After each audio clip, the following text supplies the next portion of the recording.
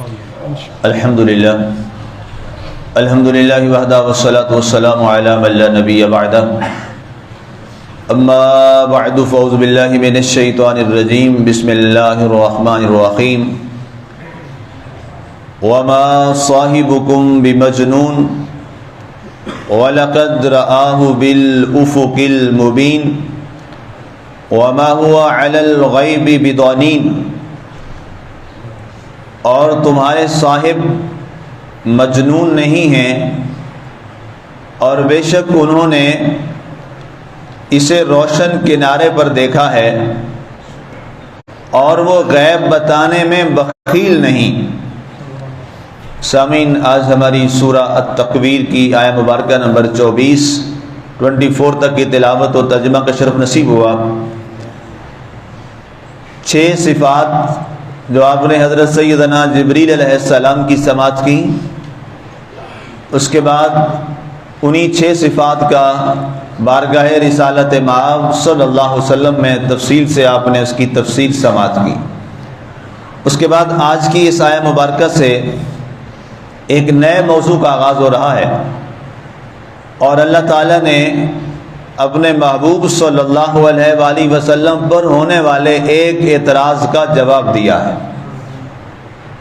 اہل عرب آقا کریم علیہ السلام نے جب اسلام کی دعوت دی اور آپ نے اللہ کی وحدانیت کا پیغام لوگوں تک پہنچایا اور اپنی رسالت کی شہادت دینے کے لیے آپ نے اعلان فرمایا، تو وہ قوم جو صدیوں سے بت پرستی کے بدترین طریقے پر قائم تھی اور بتوں کو اپنا معبود سمجھتی تھی اور کعبے کے اندر 360 بت رکھ کر ان کی عبادت کرتے تھے، ان کے لیے اب یہ بات بڑی عجیب اور نئی تھی کہ ہم کیسے ایک نا نظر آنے والے خدا کی وحدانیت کی گواہی دیں۔ یہ بڑا مشکل کام ہے۔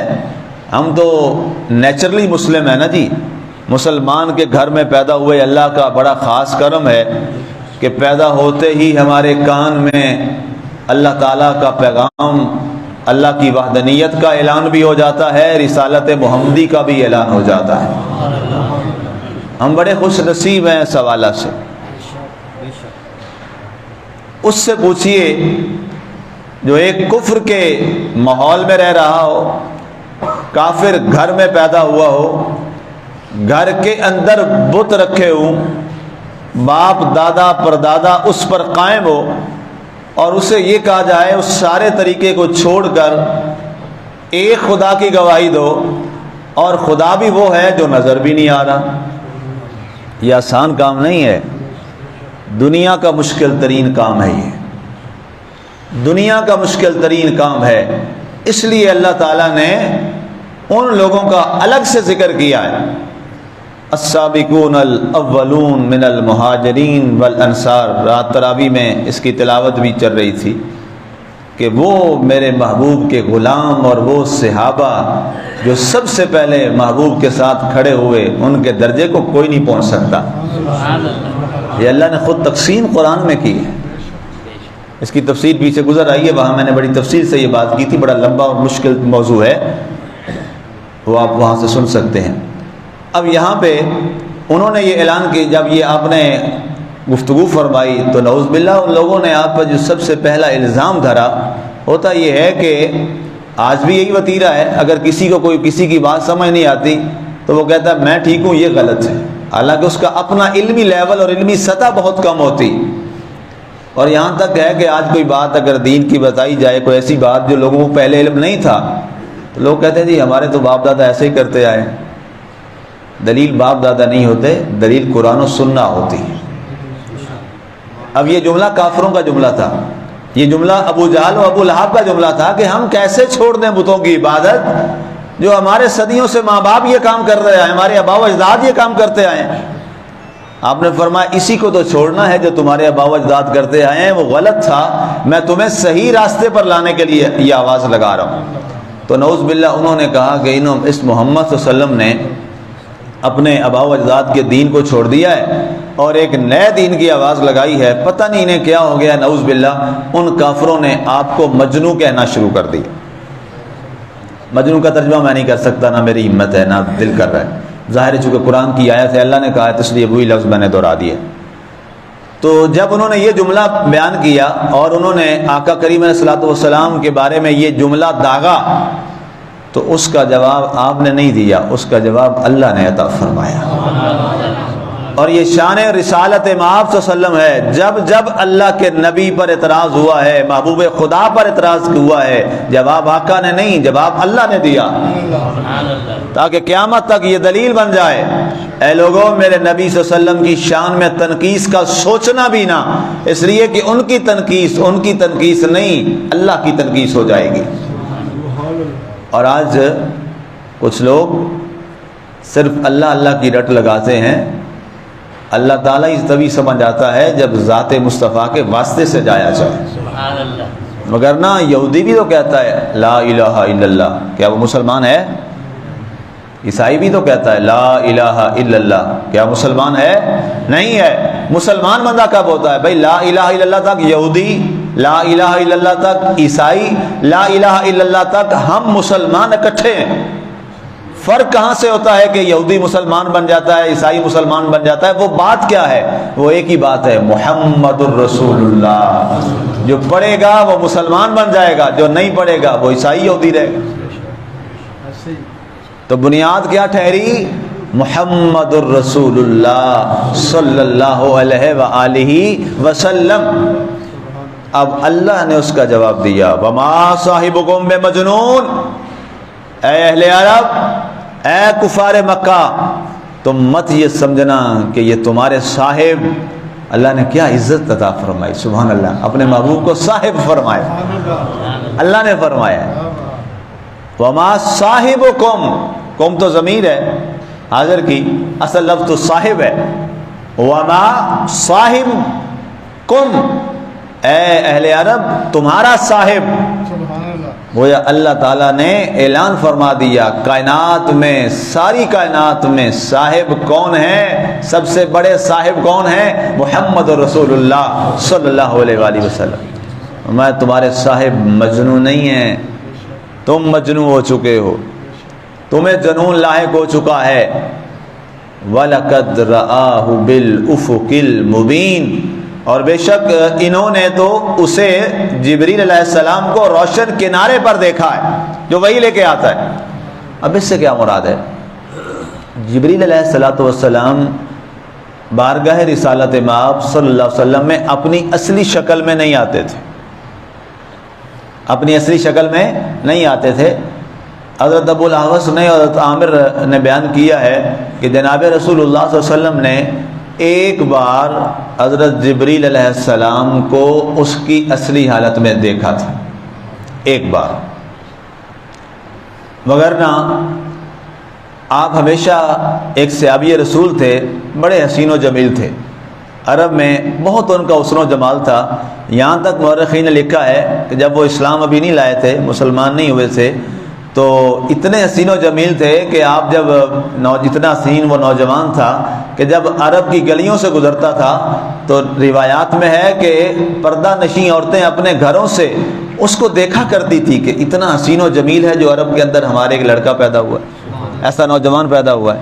ایک دن گزر رہا تھا تو نگاہ پڑ گئی محبوب خدا کی، اللہ کرے نگاہ پڑ جائے کبھی، بات تو نگاہ کی ہے جی، بس ایک نگاہ پڑتی ہے اور بات بن جاتی۔ آقا کریم علیہ السلام نے دیکھا اور بارگاہ صمدیت میں عرض کی، اپنے مالک سے عرض کی، مولا اتنا حسین و جمیل چہرہ اور یہ دوزخ میں جائے، اتنا حسن و جمال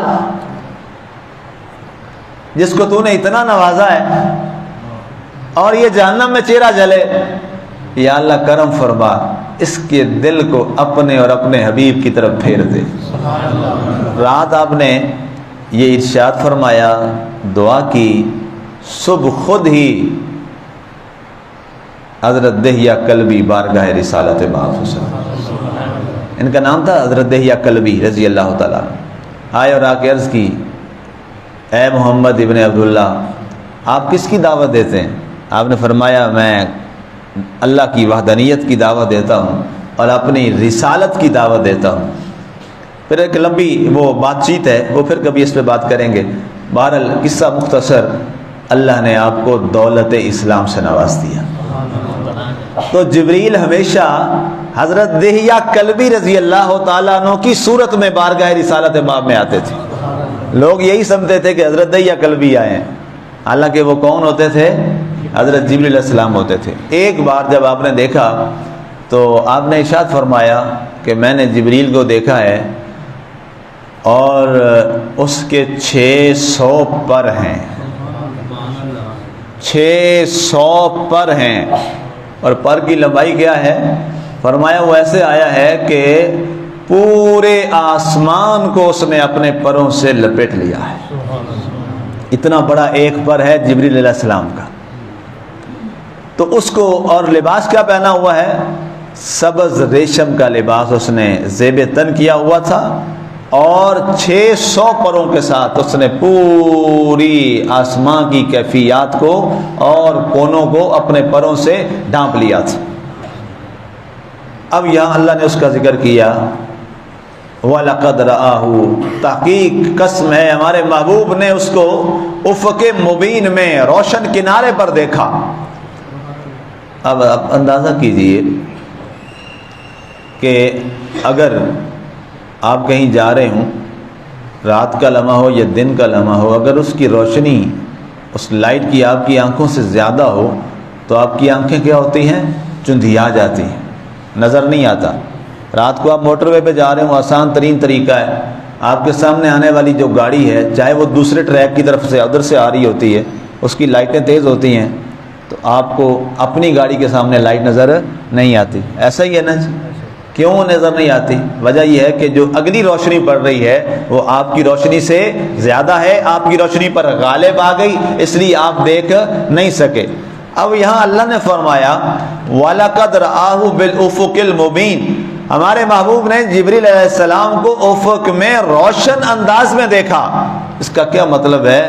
جبریل کی نورانیت سے زیادہ طاقت والی نورانیت میرے مصطفیٰ کی تھی. لہذا جبریل کو نور ماننے والوں، تمہیں آقا کریم علیہ السلام کی نورانیت کو جبریل سے بڑی نورانیت ماننا پڑے گا، اگر جبریل کی نورانیت غلط ثابت ہو جائے گی. جبریل کی نورانیت پہ تو ساری دنیا کے فرقے کے لوگ متفق ہیں، سارے مسلم متفق ہیں کہ جناب نورانیت جبریل جو ہے وہ برحق ہے. تو جب جبریل کی نورانیت برحق ہے تو میرے محمد پاک صلی اللہ علیہ وسلم کی نورانیت جبریل سے بھی بڑھ کے قرآن کی روح سے. آگے فرمایا گیا وما هو علی الغیب بضنین، اور ہمارا محبوب صلی اللہ علیہ وسلم جو ہیں وہ غیب بتانے میں بخیل نہیں ہے. پہلی نورانیت کی دلیل قرآن سے، دوسری غیب کی دلیل قرآن پاک سے. اللہ تعالیٰ فرماتا ہے ہم نے اپنے محبوب کو علم غیب عطا فرمایا ہے. ظاہر ہے ذاتی علم غیب تو صرف کائنات میں اللہ کے پاس ہے. یہ ہمارا عقیدہ ہے، یہ عقیدہ سن لیجئے، یاد کر لیجئے. ذاتی علم غیب صرف اور صرف ایک ذات کے پاس ہے کائنات میں، اور وہ ہے اللہ جل جلالہ، اللہ کی ذات پاک. لیکن اپنی عطا سے اللہ جسے چاہے وہ نواز دے. تو جب اللہ نوازنے پہ آتا ہے تو بتاؤ سب سے زیادہ اللہ نے کس کو نوازا ہے اس کائنات میں؟ اپنے محبوب پاک صلی اللہ علیہ وسلم کو نوازا ہے. فرمایا وما هو علی الغیب بضنین، ہمارا محبوب جو ہے وہ غیب بتانے میں بخیل نہیں ہے. جب بھی ہمارے محبوب سے غیب کی خبریں پوچھو گے ہمارا محبوب تمہیں فراخ دلی سے بتائے گا. اور پھر آقا کریم علیہ الصلوۃ والسلام نے غیب کی خبریں ایسی بتائیں کہ دنیا قیامت تک کے لیے ایسے غیب کی خبریں جو ہے کسی اور سے توقع کر ہی نہیں سکتی. آپ نے ایک ایک بات کا ذکر فرما دیا، اور قیامت تک جو جو معاملات ہونے تھے آپ نے تمام کا ذکر اس لمحے میں فرما دیا. اور آج تاریخ گواہ ہے، وقت ثابت کر رہا ہے، آپ نے جو جو فرمایا وہی ہو کے رہا. تیری زبان سے جو نکلا وہ ہو کے رہا، آپ کی لسان عطر سے جو نکلا وہ ہو کے رہا۔ اب غیب کے حوالہ سے بہت ساری اور بھی آیات ہیں، کچھ ان کا دروس پہلے گزر چکا، وہاں بھی اللہ تعالیٰ نے فرمایا کہ اللہ تعالیٰ کسی کو غیب پر مطلع نہیں فرماتا، لیکن کیا فرمایا وَلَٰكِن يَجْتَبِي مِن رُّسُلِهِ مَن يَشَاءُ، لیکن اللہ اپنے رسولوں میں سے جس کو چاہتا ہے غیب کا علم عطا فرماتا ہے۔ تو جب رسولوں کا انتخاب ہوگا تو سب سے پہلا انتخاب کس کا ہوگا؟ محمد رسول اللہ صلی اللہ علیہ وآلہ وسلم۔ گویا نورانیت مصطفیٰ، بشریت مصطفیٰ، دونوں یہ ہمارا عقیدہ ہے، اور علم غیب مصطفیٰ صلی اللہ علیہ وسلم بھی یہ قرآنی عقیدہ ہے جو اللہ نے خود قرآن میں بیان فرمایا ہے۔ اس کے بعد مزید آگے اس کی آگے ایک نیا موضوع ہے، اس پہ انشاءاللہ کل بات کریں گے۔ اللہ تعالی ہمیں عمل کی توفیق عطا فرمائے، آمین۔ وما علینا الا البلاغ المبین۔